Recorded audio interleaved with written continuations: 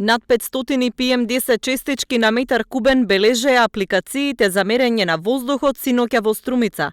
Граѓаните реагираат на социјалните мрежи дека воздухот е отровен, а фотографии од мерењата се споделуваат насекаде и се бара одговорност и превземање итни мерки. Струмичани сметаат дека е недозволиво што не работи мерната станица во кругот на општата болница. Бараат таа да се стави во функција и постојано да се има на увид висината на загаденоста на овој дел од градот. Се уште не се знае и кој е најголем загадувач на воздухот во Струмица, со оглед на тоа дека нема ниту една сериозна анализа и истражување. Новата директорка на Државниот инспекторат за животна средина Ана Петровска за Слободен печат рече дека најголем проблем во инспекторатот е недостигот на квалитетен инспекциски кадар. Државниот инспекторат во Скопје има само 5 инспектори.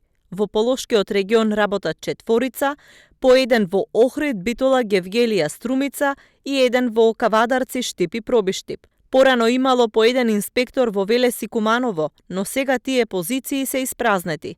За да може инспекторатот да одговори на потребите, неопходно е да се примат барем 8 нови инспектори, бидејќи 5 наскоро ќе заминат во пензија. Планирањето на редовните инспекциски надзори се вршело врз основа на застарена база на податоци за издадени, а интегрирани еколошки дозволи, дозволи за складирање и третман на отпад, одобрени елаборати за заштита на животната средина.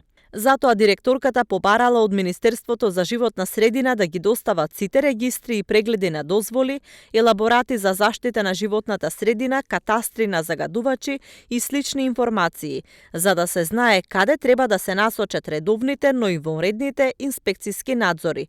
До декември треба да се има ажурирана база на податоци.